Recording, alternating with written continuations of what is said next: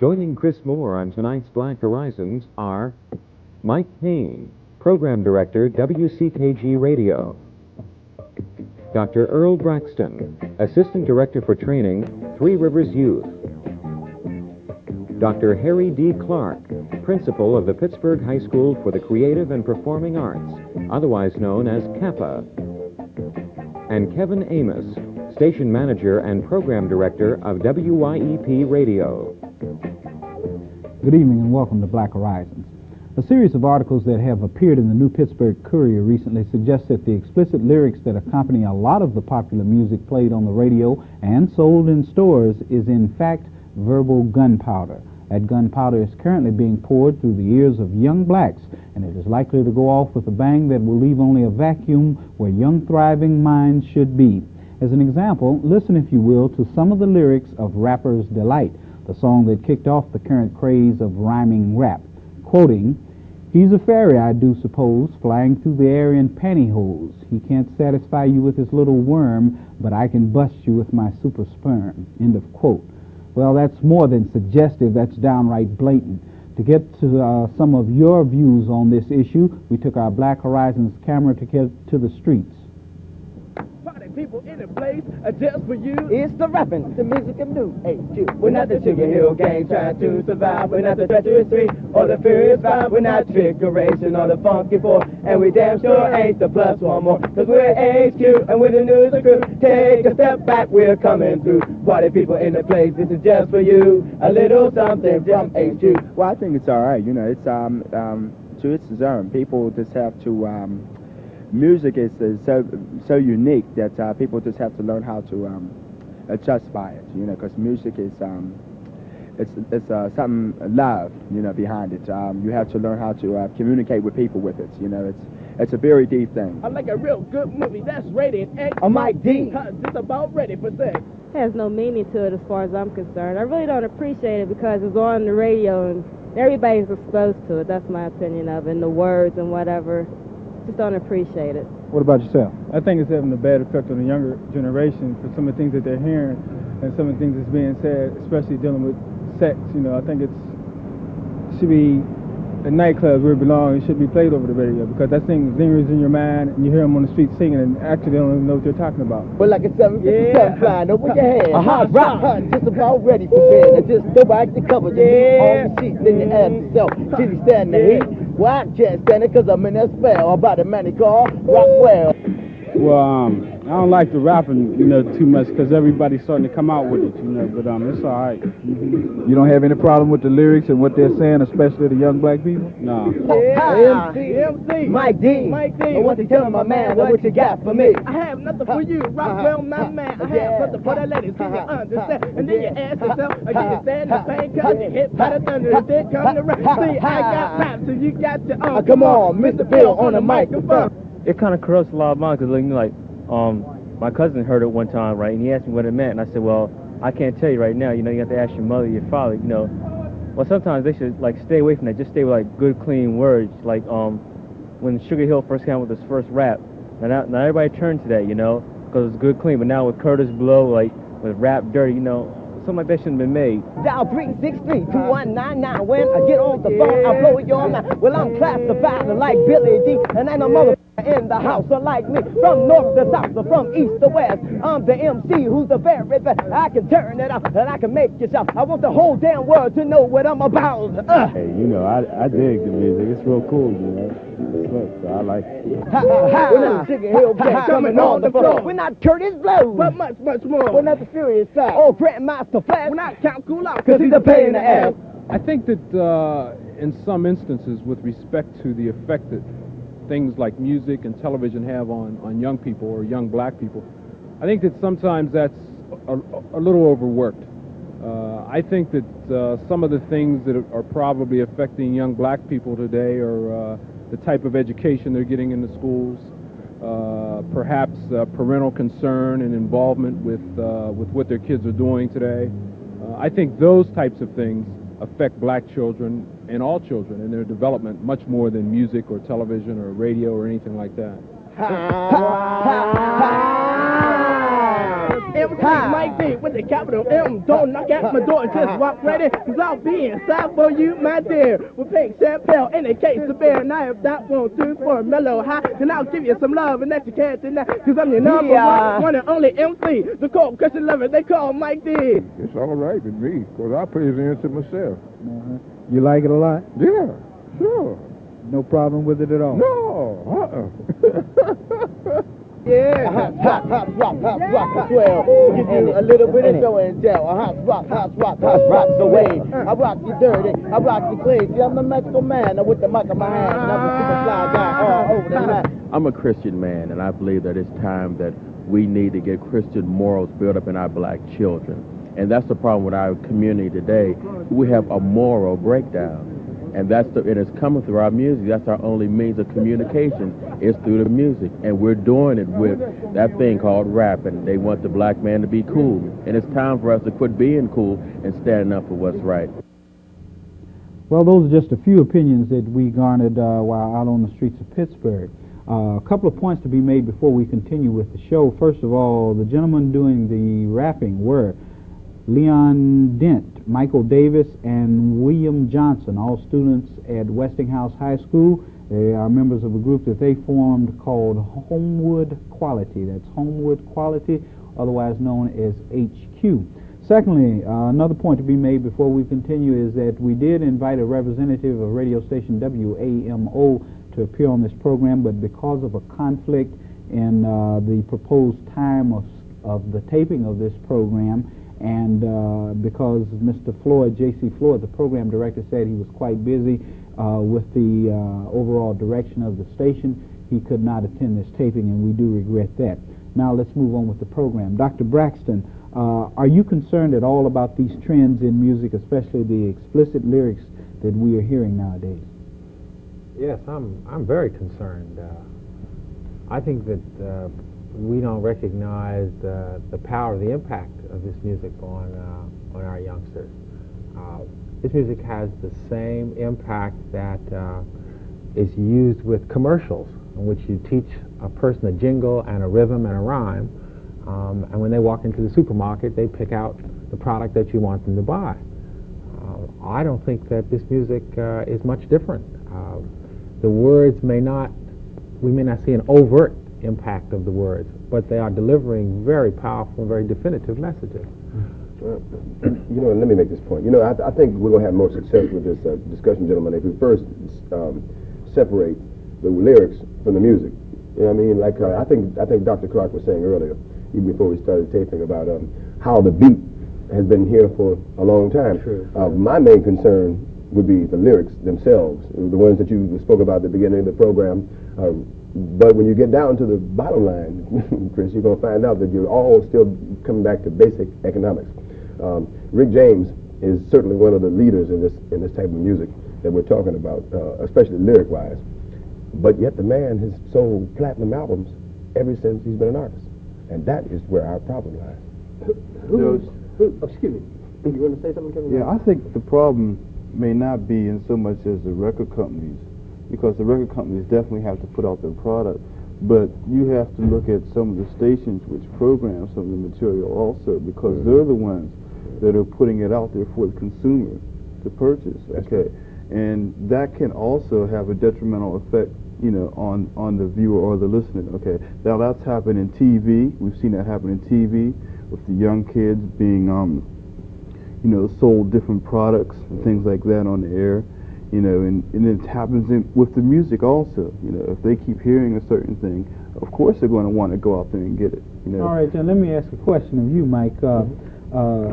Since Kevin raises the point that the people who program the stations can also be, I guess, held accountable in addition to the artist and, and the other people. What about that? You're a program director. Yes, how do you approach that when you get to this type of music? Well, you're back to economics again, because you say, first of all, we as black people don't own enough radio stations, number one, to say what you can and cannot do. It would be nice, ideologize. Say the word for me. It'd be a good idea. It'd be a good idea, but we don't, and in fact, we don't. That is not the case. You find that your program directors today of those kind of stations are generally just young men themselves, are much into the same groove that we're talking about here today, as opposed to as opposed to not. Well, then it is. Well, we understand the economics and who has the real power. Because, we're That's talking right. about dollar bills. You're still now. talking about the bottom line. But if young men are coming up with these same ideas, it seems as though there's a certain mindset that's reaching into black youth that's getting these people to That's think exactly like right. Now, my second idea, of course, would be to agree with the guy who's last on tape, would be to set a good example. I don't think that young people have enough good examples today to follow. And I'm sure that all you gentlemen would agree with that to some degree. If we as adults, we forget, like our parents told us today, that we are the people our parents warned us about. If we can set some good examples for these young people, we might find ourselves, them, coming out a little better as well. I think you see the exploitation of the young people through these mediums. You're talking about the various radio stations that are playing them, the stores that are selling them, the actual recording companies that are actually allowing these things to go on the air. I wish they could take. You mentioned the music and the rhythm, and and the words. And when you really separate that, if you took the music and the rhythmic patterns, the syncopation, and put some spelling words with them, and got the kids to really. I wonder how much energy would be then given to actually learning something, because the actual music and the pattern that's developed with the syncopation is a good way for learning. It sure is. I think that's a good idea, and as an educator, you definitely have recognized that. Do you know in fact of any programs that are currently going on along those lines? Yes, that's what brought it to mind, but I can't for the life of me think of the name of the program. But there's a program on that was just a few minutes long, and what it would do would it would deal with words or numbers or whatever. I think it was times table type. Oh, good. I can't remember. Multiplication. Multiplication. That's what it was. Multiplication. Sesame Street is based on the Sure. same model. They use repetition, they use rhythm, they use rhyme, and they use it very powerfully in a positive way. In a positive way. And it works. Sure. Here's another point. You look up, I was saying about, you were talking about people who program music at radio stations a minute ago. It makes it look like I'm all for this. I'm not. Let me first of all say that I do have 4 children now. 16, 15, 9, and 4. And I'm very as much concerned about this as anyone.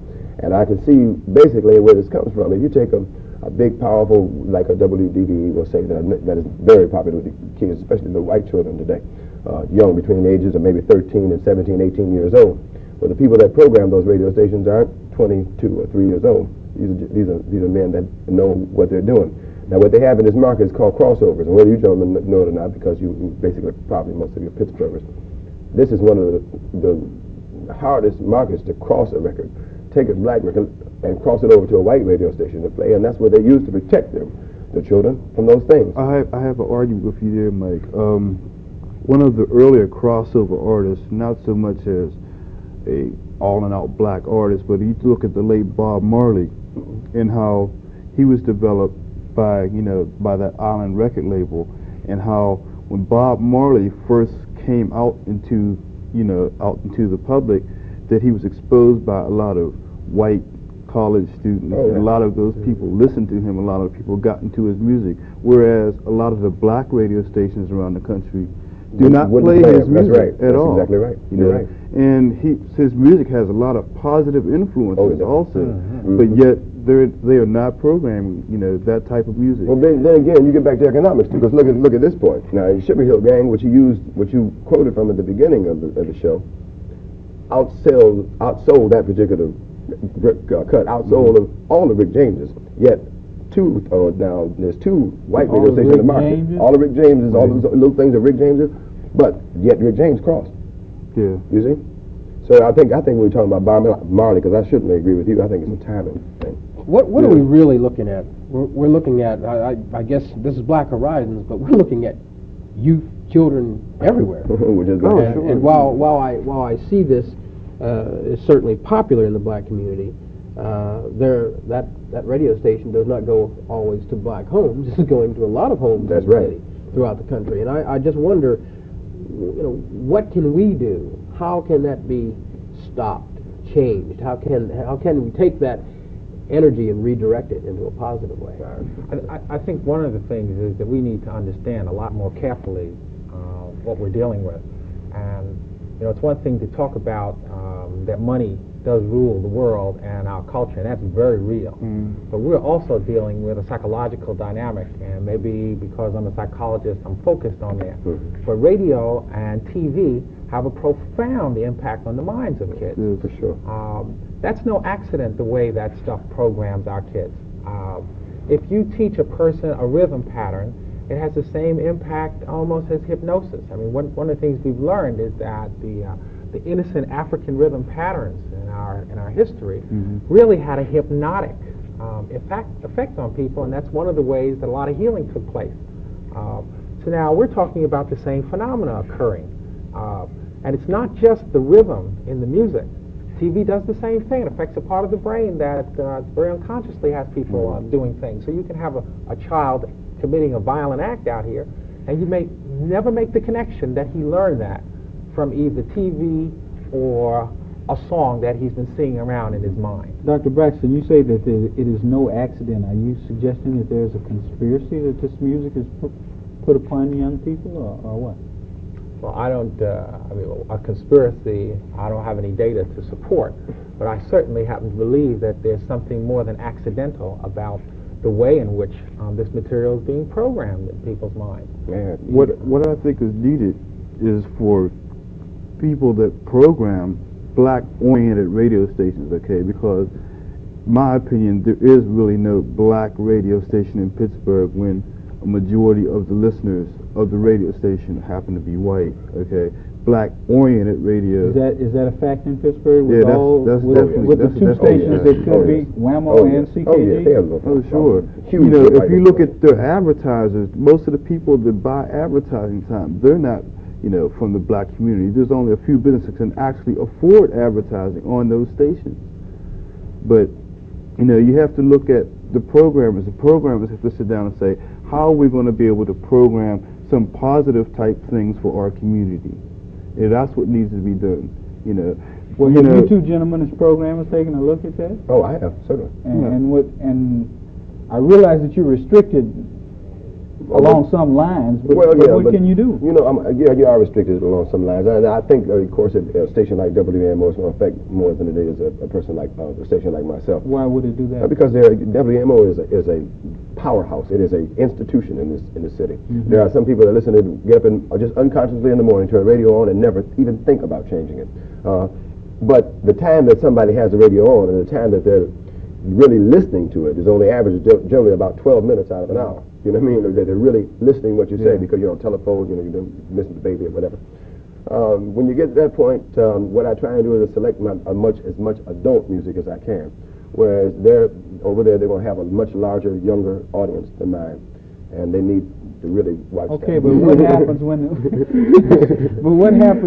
you get to the numbers game, which you've got to play by, because that determines what your advertising rates are going to be and that sort of thing. That's right. Can you afford to keep playing like that if they are attracting the larger audiences as well? See, you get down to a moral standpoint again. You come right back to, you know, what's going to be stronger, the dollar. Now, I'm going to tell you where the white man's going to say is going to be stronger. The guy who owns the radio station. You understand me? And you can be a program director and have all the opinions that you want. You understand? But when you look, all he knows is that, wait a minute, now, we had a 5-6 this time, we only have a 4-2 this time, what's wrong? And that's why you're hired.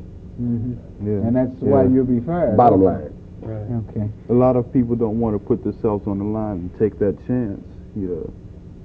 Well, you're talking about your career, your whole livelihood versus, again, your moral standards. For sure. But you know, but a lot of the people. Well, I can't speak for commercial broadcasters because I'm not in commercial radio.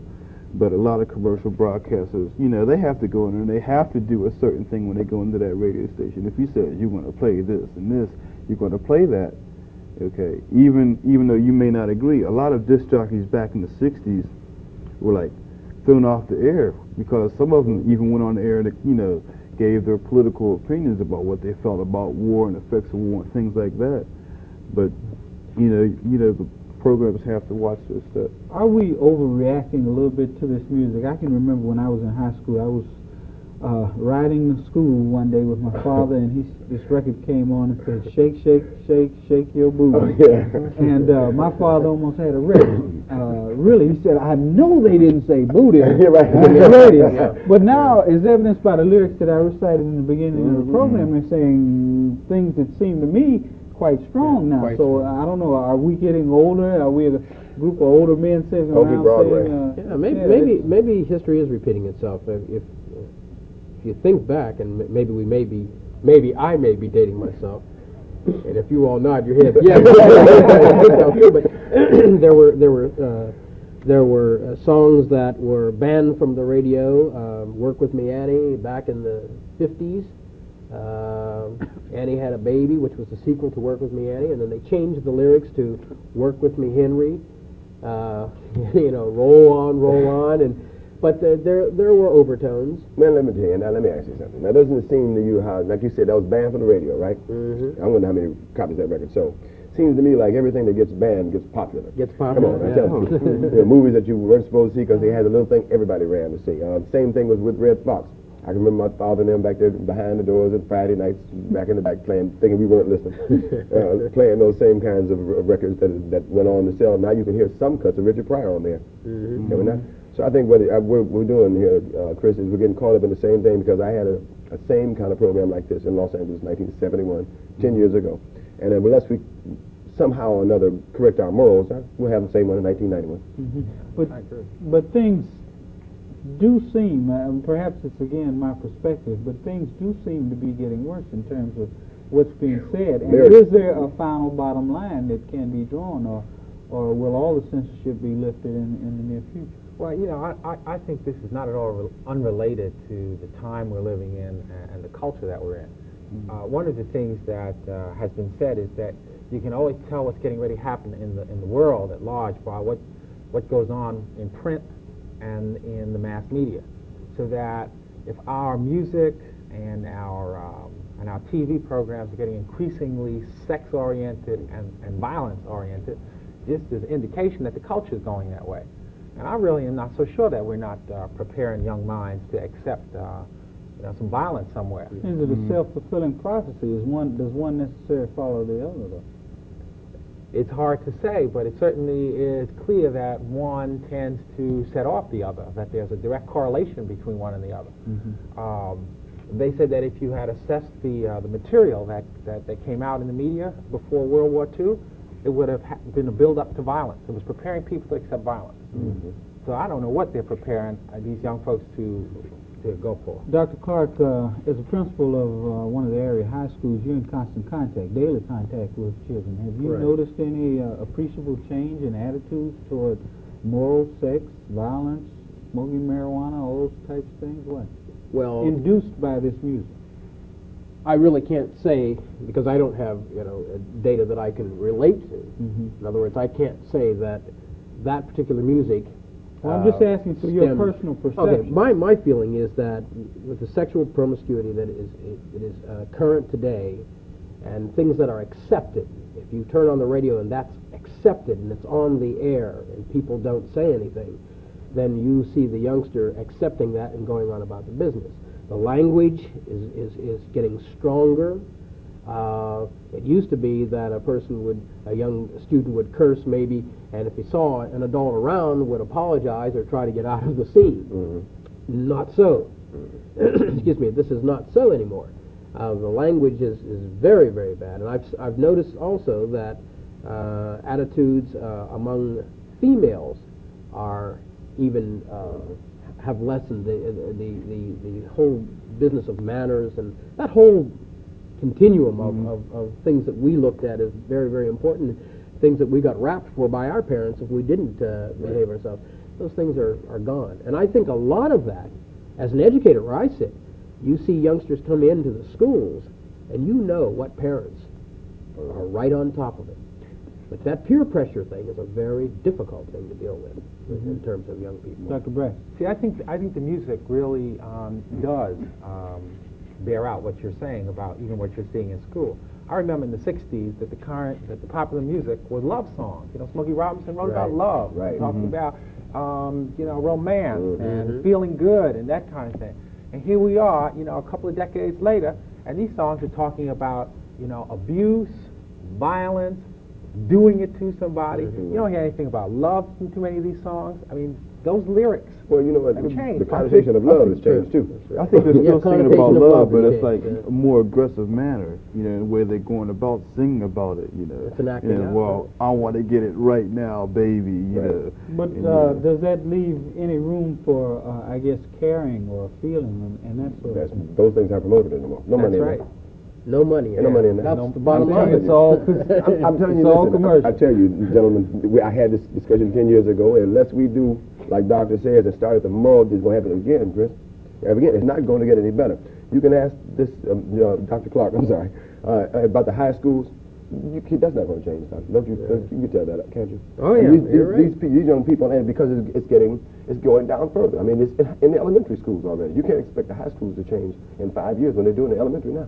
There must be a bright note out there somewhere. Yeah, You're painting a pessimistic picture that I refuse to believe in totally. there are a lot of black artists out there, that make music that do put out positive influences. Aren't these people in the minority, but they do and is not it partly our get fault for giving recognition them in the so much airplay praise? that's needed, whether they're promotable or not, they just don't get that shot at all. Right. A lot of them. There's been a few different black groups around in the past few years, like rock, new wave type groups. Groups like, for instance, a group from England called The Specials, okay? They talk about rock against racism, okay? I'm not trying to push that idea, but they talk about these problems, okay? Other artists, such as, like I mentioned before, Bob Marley, a group from Los Angeles area, Bus Boys, groups like this, they don't get that airplay. Some of them do put out some positive influences, but they just don't get that chance. So we are in essence saying that the moral issue that Mike was talking about is where the struggle is. That you don't get very much pressure from the community, from the black community even in itself, to really say, we don't like that kind of music.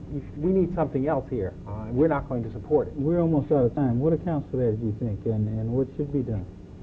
Well, I think there's too many variables at this point to try and sum it all up quickly, but I do feel that the black community has not yet taken this seriously enough so that they use their buying power to influence some of these stations. Okay, well, perhaps that's the point that our viewers should think about there, and we hope that you will. And Chris Moore for Black Horizons. Good night.